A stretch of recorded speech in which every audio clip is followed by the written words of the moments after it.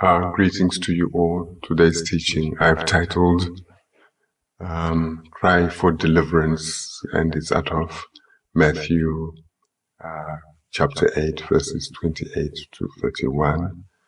And the same story also appears in the Gospel of Mark, chapter 5. In verse 28 it reads, "When Jesus arrived at the other side of the lake, in the area, region, territory of Gadarene, the people there, there were two men, Mark talks about one man, who had demons, who had demons in them, and they came out of the burial caves to meet him. These men were also so dangerous that people could not use the road by those caves. So they were said to be very dangerous people. But the background to this whole thing is to be found in, I think it is really, it's highlighted particularly in the book of Exodus and Deuteronomy. He talks about it. He says, this place, Gadarenes, is actually in the country of the Girgashites. And this is what God had to say in Deuteronomy 7:1-2. When the Lord your God brings you to the land which you are entering to possess, and has plucked away many nations before you, Hittites, the Girgashites, the Amorites, Canaanites, Perizzites, Hivites, and Jebusites, 7 nations greater and mightier than you. And when the Lord your God gives them over to you and you smite them, then you must utterly destroy them. You should make no covenant with them or show mercy on them." This is the warning that he gave them. And then everybody, I know nowadays everybody talks about love, this concept of misplaced love. He was doing it for a reason, that if you hang around with these people, they will corrupt you and they'll take you away from me. And then they will take away your salvation from you. This is the cost of it. So therefore, have nothing to do with them. In fact, he was telling them that you should totally annihilate them and destroy everything, even the artifacts and everything about them. Don't take their women, don't take their children, or in some cases. Have nothing, totally destroy them, because I'm a jealous God. I don't want to lose you to the forces of darkness. So the Girgashites were some of the original inhabitants of Canaan, and who had never been... and some of them were never cast out of the land as intended by God. These men stopped anyone passing along the road. Now here we are now talking about the Girgashites, who are the forces of darkness. They are the ones where these demons were operating. And these two men were taken captives, were being kept in the caves. The point being that the people who were actually taken here are the Israelites, the Hebrews, who were supposed to have cast them out, but did not, but wanted to live among them and to be like them.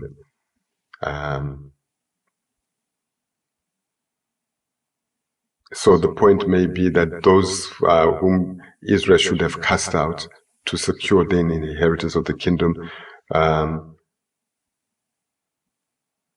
were later, which they did, and they didn't do it. And now Jesus has to come and do some mopping up operations, and he lays the basis of this of the language by casting out the demons in the lake. So if we had listened, the Hebrews, this man who was actually being held in bondage in the land of the Girgashites, he was a Hebrew who was, if he had not strayed and had not gone there, because he was not supposed to be in there in the first place, but participating in their idol worshipping and worship and doing all the things that they did. If he had set himself apart and behaved like a Hebrew, he would not have found himself in that position. But because he wanted to be like them, he was held captive.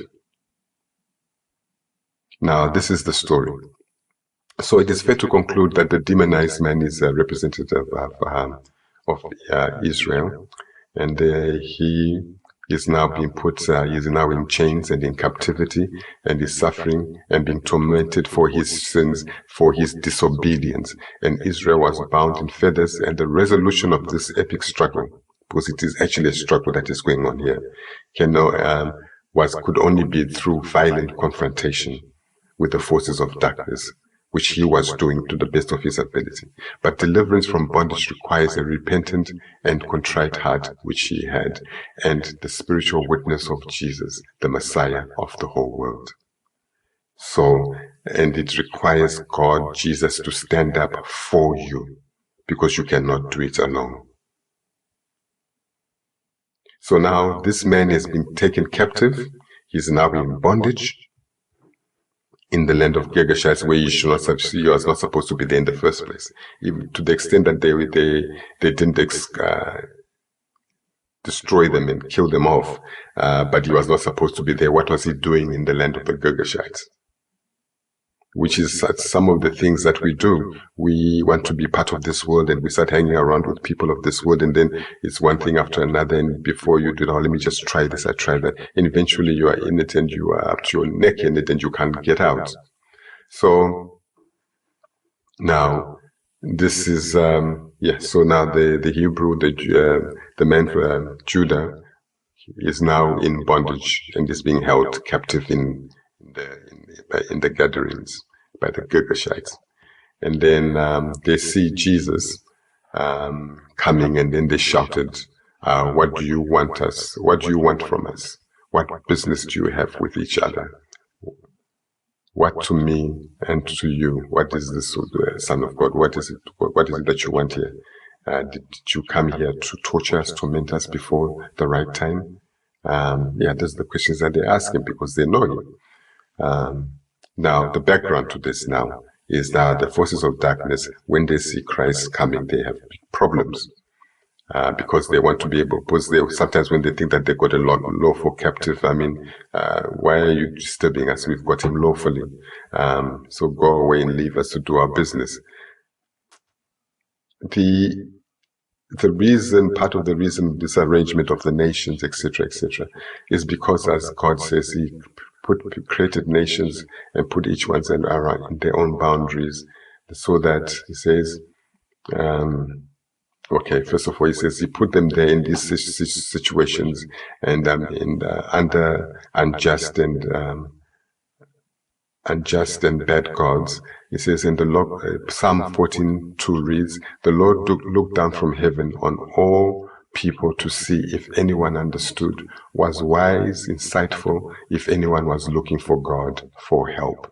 Because when you are in this world, there is no joy without God. And so he's looking, so the people, when they realize this, they start looking, saying, but this can't be it, it can't be it. And Acts 17:27-28 reads, God wanted them to look for him when they are suffering and they're under Satan's oppression, and perhaps search all around for, grope for, reach out, feel their way towards him and find him, though he's not far from us. The Voice translation says, his purpose in all this was that people of every culture and religion should search for the ultimate God, grope for him in the darkness as if it were, hoping to find him. Yet in truth, God is not far from any of us. So the idea is that he wants us to look for him in our cry, because in Satan there is no joy. There is no joy in living in the kingdom of darkness. So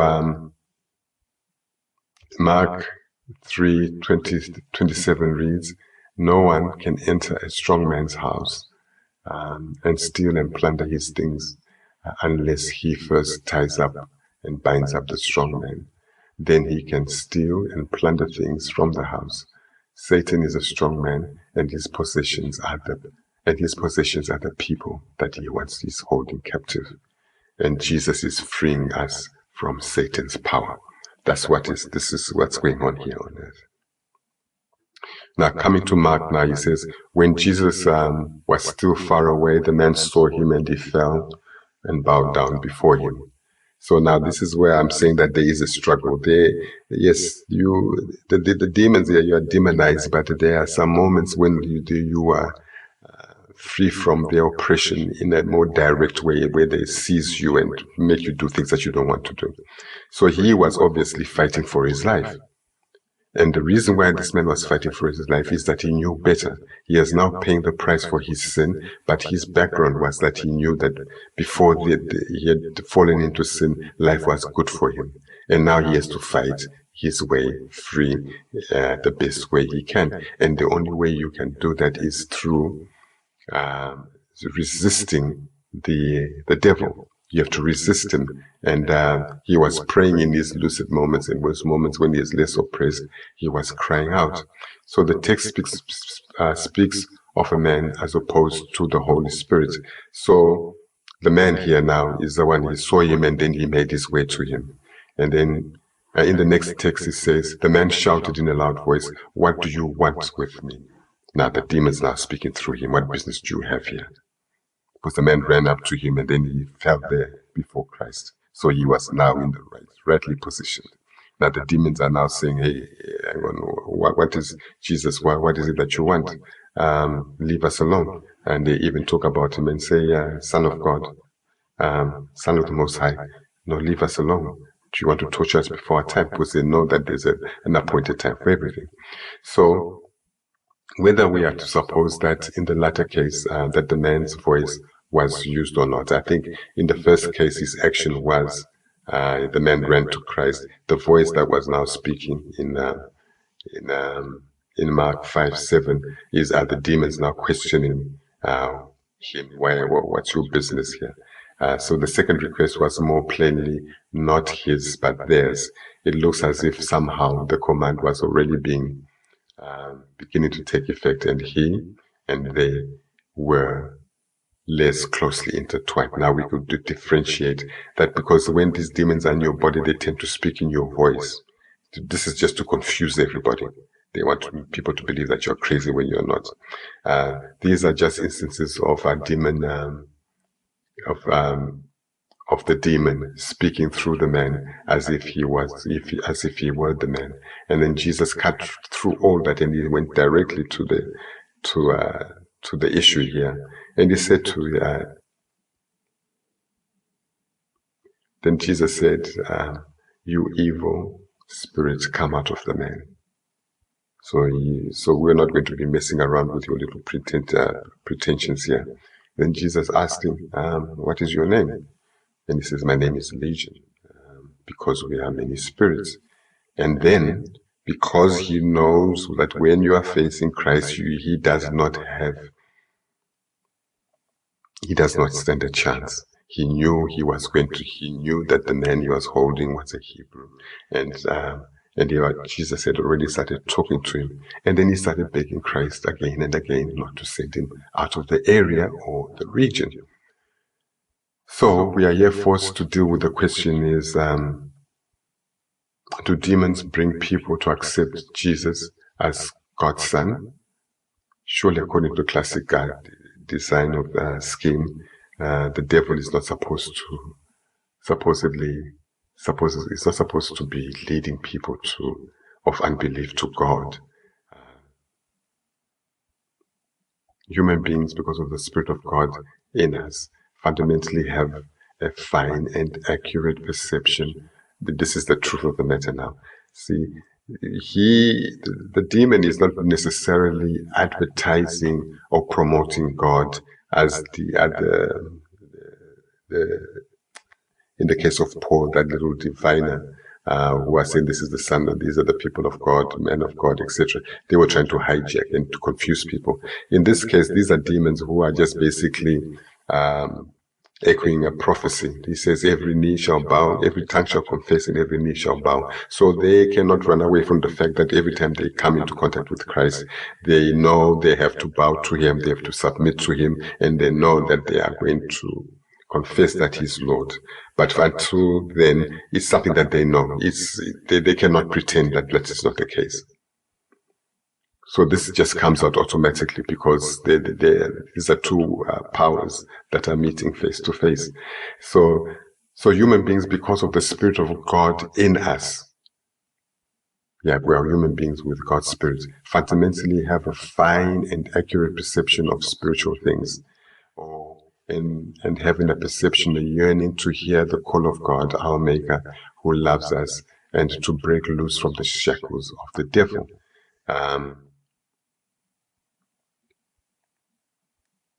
That's the reality of it all. We have something in us, and we'll come to this in a minute. In the meantime, generally speaking, the principle is in Mark 3:23 that the devil is not necessarily going out of his way to promote God. No, he's not there to destroy, to work against his kingdom. But the point is, when he's confronted, he cannot deny the prophecy, the ongoing prophecy, the self-fulfilling prophecy that Jesus is Lord. Every tongue shall confess, and then every knee shall bow. So, coming back now to highlight my argument here. It says, naturally, we are spiritually connected to our God. And this is the evidence of this is found in Genesis 2:7. Then the Lord took dust from the ground and formed a man from it.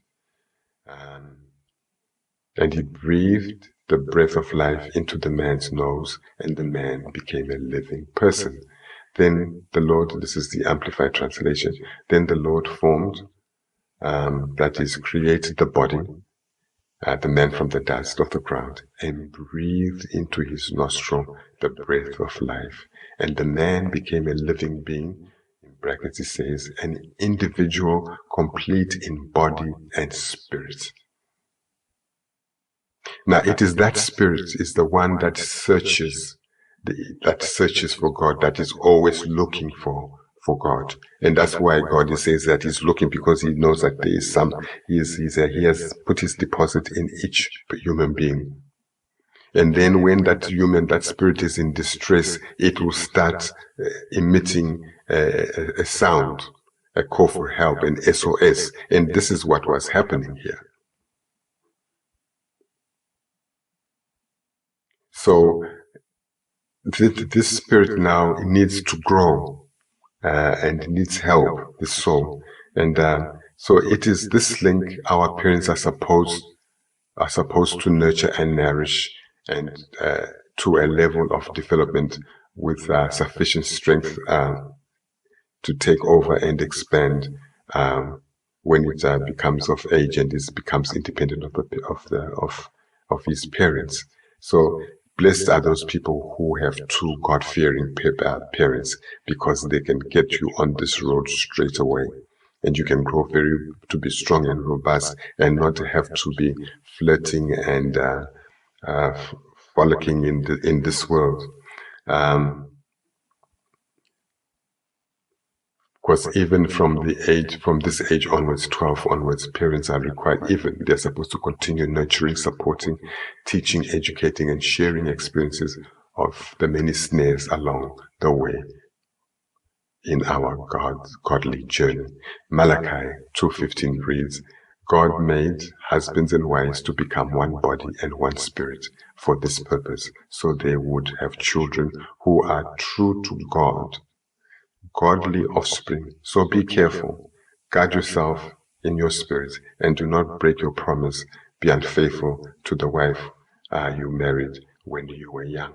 So the thing is that we're supposed to marry. Two godly people get married, rear godly children, and we perpetuate the house of God, generation after generation after generation, and leaving them less room to destroy themselves by creeping off into the world to see what is there and peeping. What can I do? I want to be like everybody else. Just like, the Hebrews were saying, oh, we want a king as well. Why do you want a king when you've already got a king? Says, no, we want to be like the other nations. So to minimize those instances of lust, of the things of this world. So So we can see a clear pattern here developed in the gospel here. In the gospel, generally speaking, that the gospel seems to attracts the poor, the marginalized, women slaves, the demonized, the disenfranchised, the lepers, the outcasts, the prostitutes, the outcasts, the ones who perceive Jesus as God, God's Son, and believe in Him because of the troubles, the problems that they are experiencing. So sometimes you could actually say that blessed is the poor man, because the poor man, he knows his deficiencies, his lack, his weaknesses, his disadvantaged position, he's downtrodden. He bears all the scorn of this world. They tends to look down upon the poor people. Rich people, because the illusion of money, they can perhaps be lost and think that they've got it all when they don't. But the poor person is exposed, he's naked. If you're a slave, you're a slave, and you see what your master is doing to you. And if you're a woman and you have this overbearing man and you are underprivileged, if you're a prostitute or a leper, these realities, they come to you more readily. You will acknowledge them and you accept that this is not the way it should be. So the Lord is helping the demonized mankind by showing the difference between Him, God, and the demons who are trying to drown and submerge His spirit. This is what was happening with these two demonized people. I must highlight the man was fully aware that what was happening to him was not natural, was not normal, because he knew of a better world, a better time. He knew God. That's why he's screaming out to him in such desperation. He's a Hebrew who got into these things and went to a place where he was not supposed to have gone. And because he fell into sin, Satan now captured him, because he became now a lawful captive.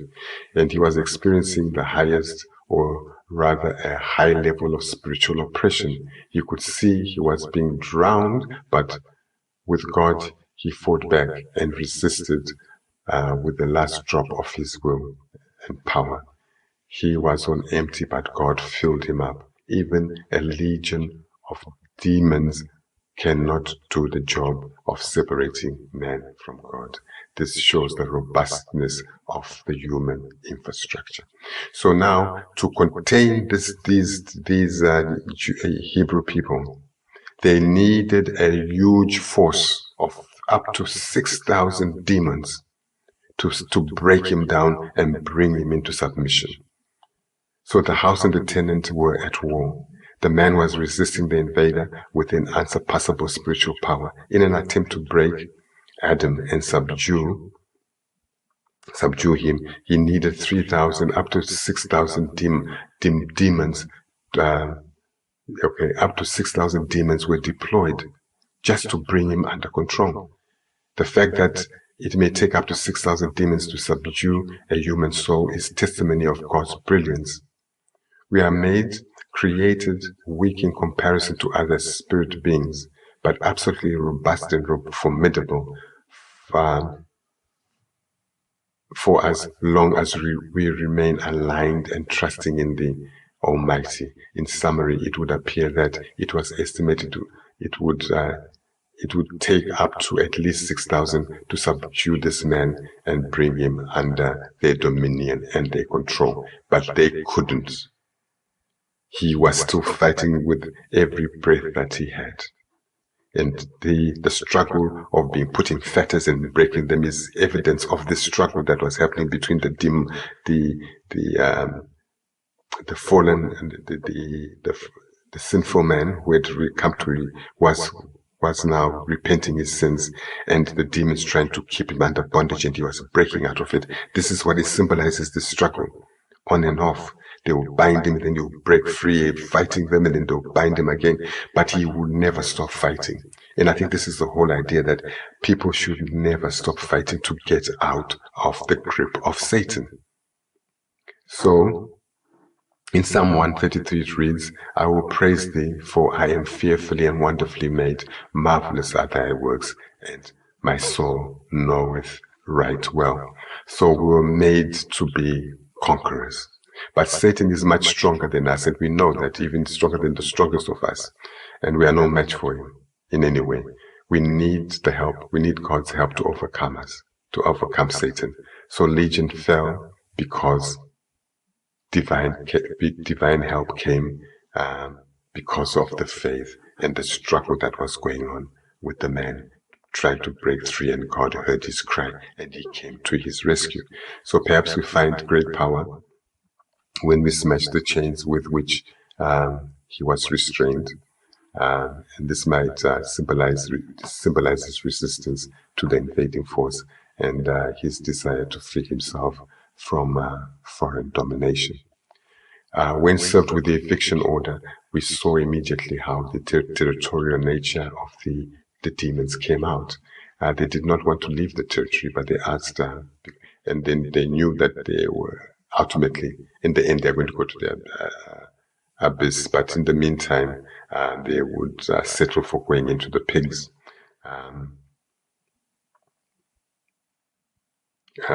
Rather than leave the territory. So, yes, so they went into the pigs, and they intended to go there and lie in wait for the next victim.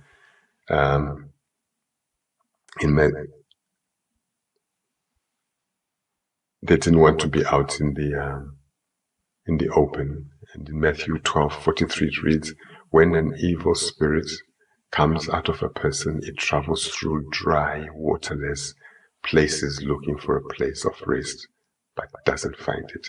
So they need a moist and a wet atmosphere environment.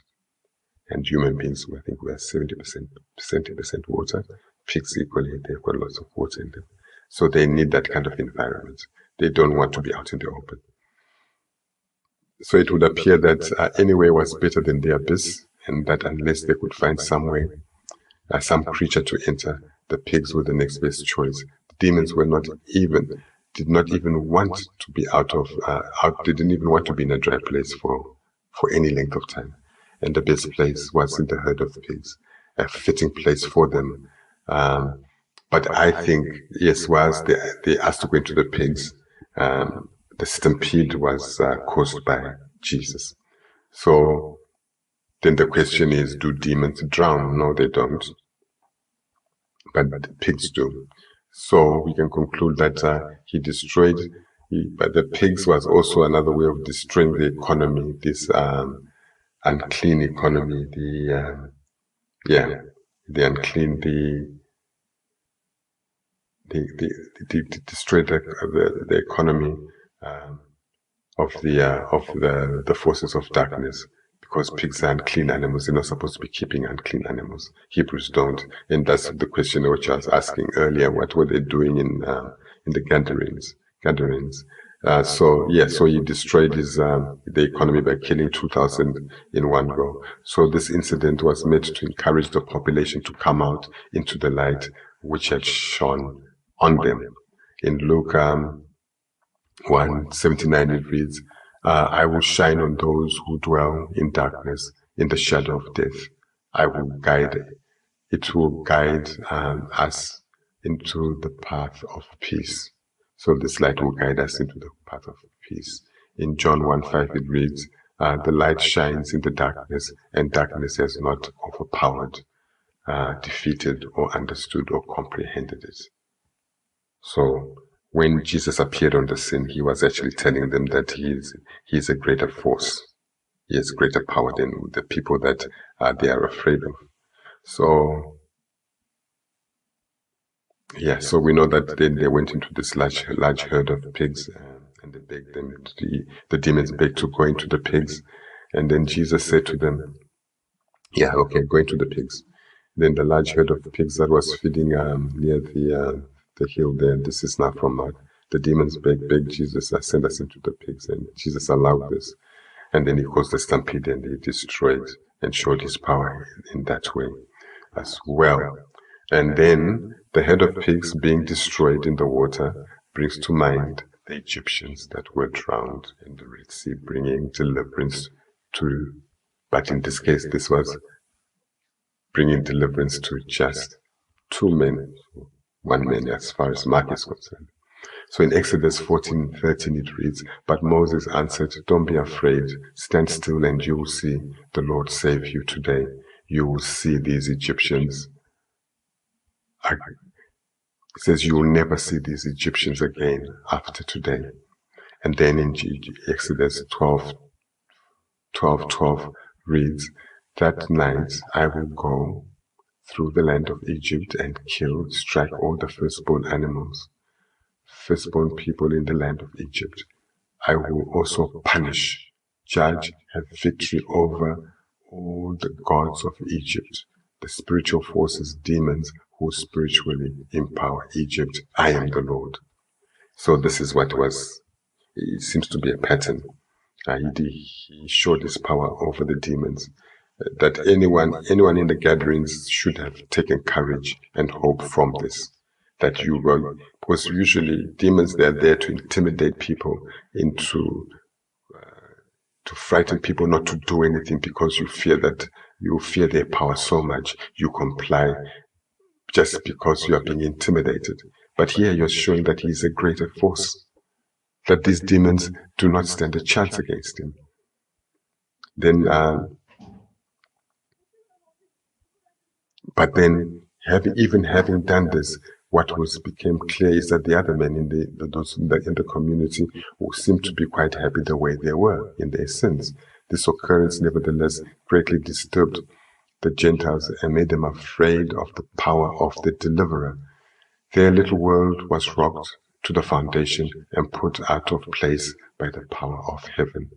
Just as at the time of the first Exodus, and this will be repeated, just as it was in the time of the first Exodus, when the world was shocked, when the Hebrew people were delivered against Babylon's or Egypt's resistance. He's going to do the same thing in the second Exodus against Babylon, and all will see. But the question is, it will appear even today in the second Exodus, a large portion of the population will be quite happy the way they are in their sin. So the herdsmen ran away and went into the town, and they told about all of this, all that had happened about the 2 men who had been delivered.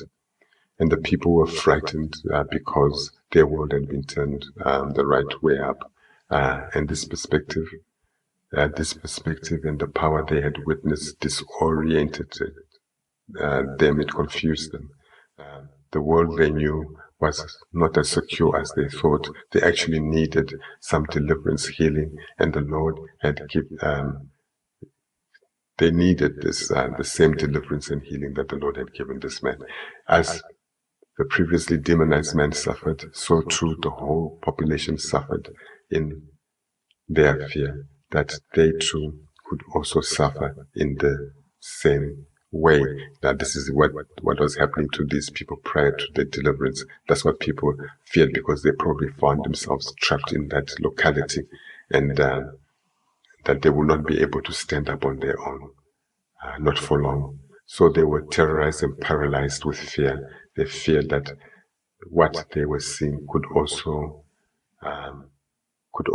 come upon them. This is the witnessing of the struggle between the demons and the Hebrew men. Everything I feared and dreaded has happened to me. It will be almost that's Job 3:25. Everything I feared and dreaded has happened to me. They feared, and what I feared has come to me. So they were afraid that might come to them. So they were paralyzed. They become paralyzed. Then it continues. This is now verse 34. And then behold, the whole town went out to see, to meet Jesus, the liberator, the savior. And they begged him to leave the area. Now, this is an interesting reaction, but a logical one from their point of view, although illogical. Then the people found that their swine were lost. They had a dislike for Christ. They could not ignore Christ's power.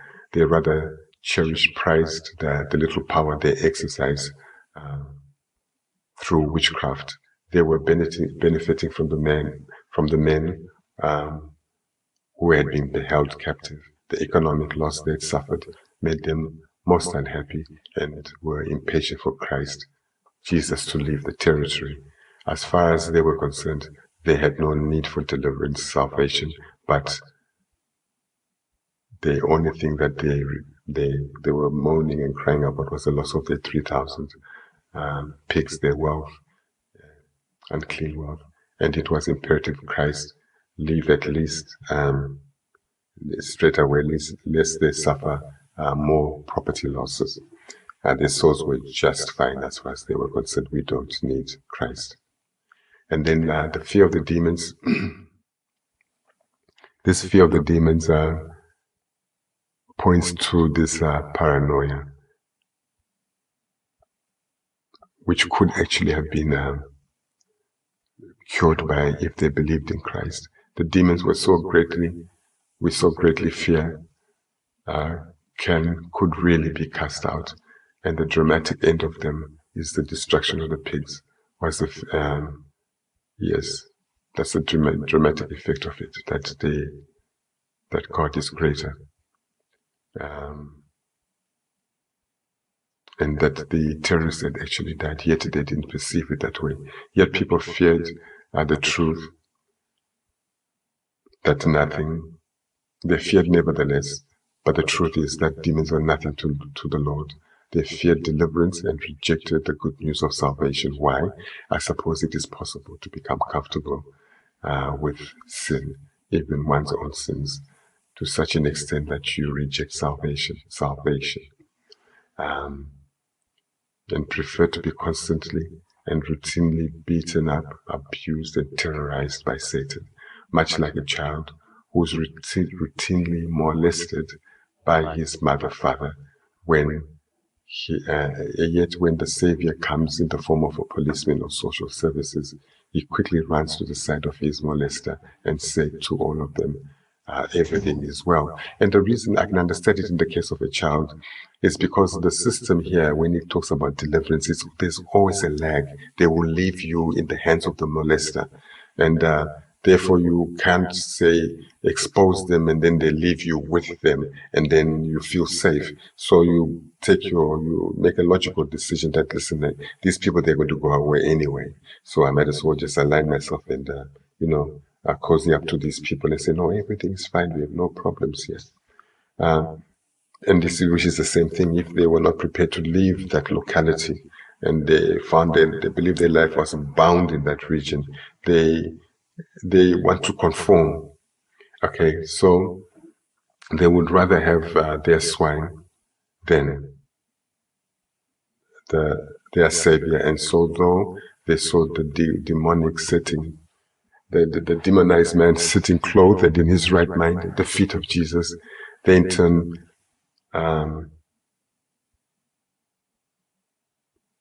they could have actually asked him for them to take him away. But the man who had been liberated and freed is the one who was sitting at the feet of Christ and wanted to stay with him. He wanted to continue with him. So the communities of the Eastern Gadarenes were basically Gentile, and they were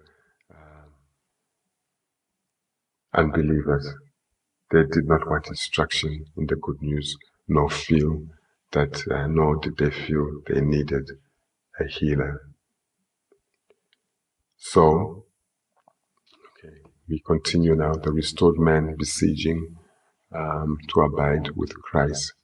Okay, so no wonder that the spirit of this man, all at once shaken and comforted by the experience, was scarcely able to realize his deliverance. He clung on to Christ and sought him and besought him to let him continue by his side.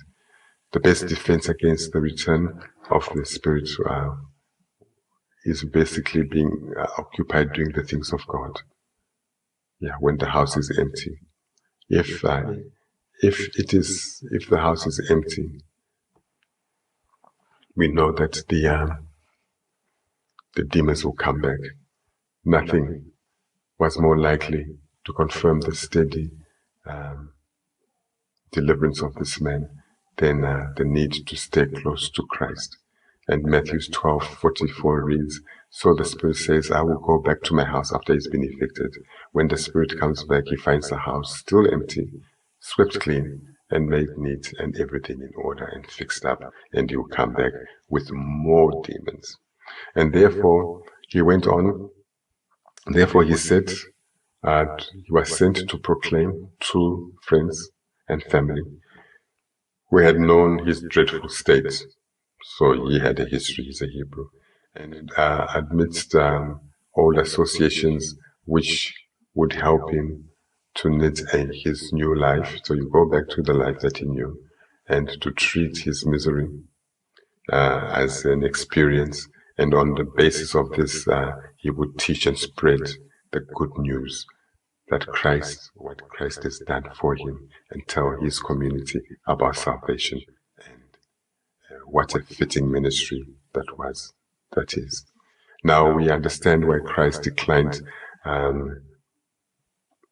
his request for him to follow him on his mission, but insisted that instead he return to his society and live in peace with them and preach to them what God has done for him, and tell them about God's salvation. Go and tell everyone about what I have done for you.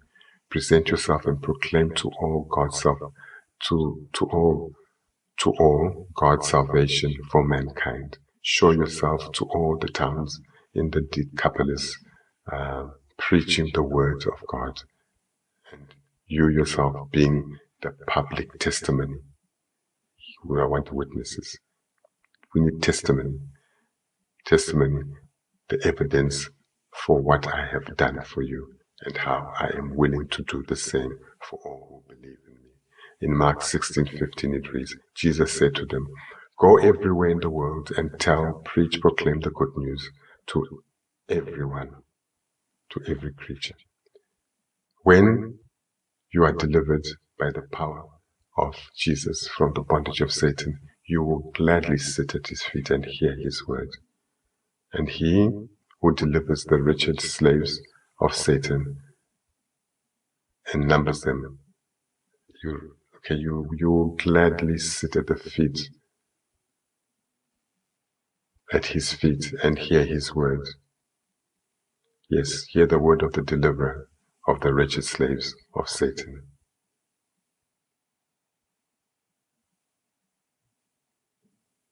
And then he brings you into his rank. The man joyfully proclaims what great things Jesus had done for him. All men marveled.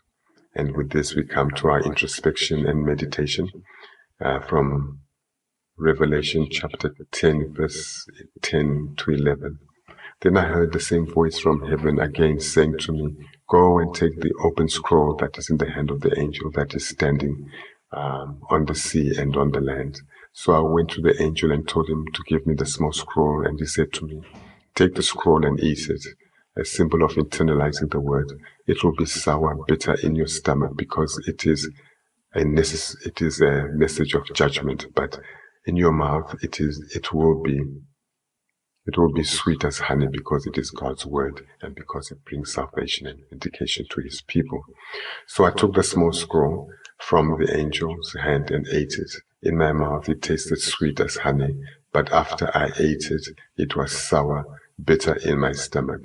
Then I was told, "You must prophesy again about many peoples, nations, languages, and kings." He must share the word he has just received. The Contemporary English Version reads, "Then some voices said, 'Keep on telling what will happen to the people of many nations, races, and languages, and also to kings.'" So kings are not exempt. Numbers, our benediction comes out of Numbers chapter 6, verses 22 to 27, again from the expanded translation. And the Lord said to Moses, tell Aaron and his sons, this is how you should bless the Israelites.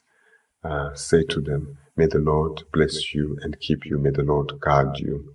May the Lord show you his kindness, make his face shine upon you, and have mercy on you. May the Lord be gracious to you. May the Lord watch over you, lift his face, presence, countenance upon you, and give you peace. So Aaron and his sons will bless the Israelites in my name, and I will bless them. Thank you, and may God bless you all.